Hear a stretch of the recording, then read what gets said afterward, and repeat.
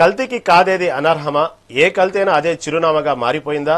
ఇంత పెద్ద స్థాయిలో కల్తీ జరుగుతున్న అధికారులు ఎందుకు మౌనం వహిస్తున్నారు? బియ్యం, పప్పులు, ఇప్పుడు వంట నూనెలు కూడా కల్తీ ముఠాల్లో చేతులు పడిపోయా? ఏ వస్తువైనా క్షణాల్లో నకిలీగా మార్చి మార్కెట్లోకి ఎలా పంపిస్తున్నారు? ఇక్కడ నుంచే భారీగా మార్కెటింగ్ జరుగుతున్నా అధికారులకు తెలియదా? లేక తెలిసినా చూడనట్టే చూస్తున్నారా? అసలు ఏది నకిలీ, ఏది అన్నది గుర్తుపట్టలేని పరిస్థితి ఎందుకు వచ్చింది? ప్రజల ఆరోగ్యంతో ఇలా ఆటలాడుతున్న ఈ కల్తీ ముఠాల వెనుక ఎవరున్నారు? ఎందుకు చర్యలు తీసుకోవడం లేదు? ప్రజలను జబ్బుల బారిన పడేస్తున్న ఈ నకిలీ మార్కెట్ ఎక్కడ ఉంది? అక్కడ అసలు ఏం జరుగుతోంది?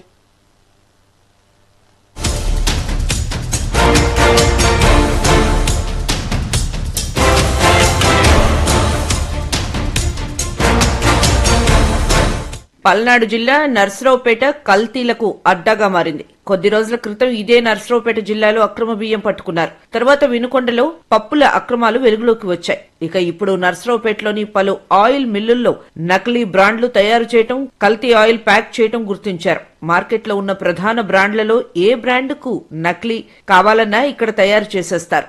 ఏ మాత్రం పోల్చుకోలేని విధంగా అసలు బ్రాండ్తో ఈ నకిలీ పోటీ పడుతోంది. నిజంగా అసలైన బ్రాండ్ కంపెనీ ఓనర్లు వచ్చినా ఏది ఒరిజినల్, ఏది డూప్లికేట్ తెలుసుకోలేని విధంగా నకిలీ బ్రాండ్ సిద్ధం చేస్తారు.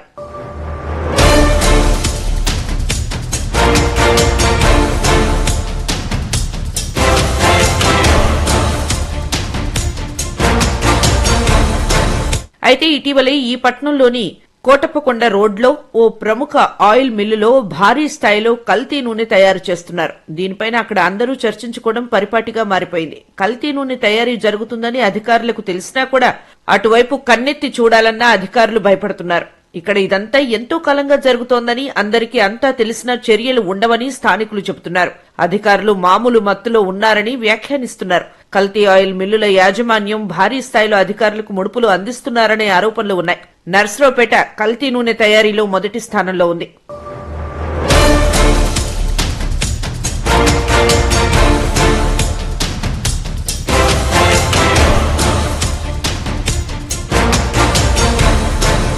వంట నూనెల్లో ప్రధాన బ్రాండ్లుగా చెప్పుకునే freedom, oil sunflower, gold drop, శనగ నూనె విజయ, శ్రీకృష్ణ, కర్నూల్ ఇలా ఏ పేరుతో కావాలంటే ఆ పేరుతో ఆయిల్ తయారు చేస్తున్నారు. మార్కెట్లో మంచి ఆయిల్ బ్రాండ్ దేనికి డిమాండ్ ఉంటే ఆ పేరుతో నకిలీ మార్కెట్లోకి వచ్చేస్తోంది. ఆ కంపెనీ లేబుల్, కవర్, స్టిక్ తయారు చేసి ప్రింట్తో ఆయిల్ ప్యాక్ తయారవుతుంది.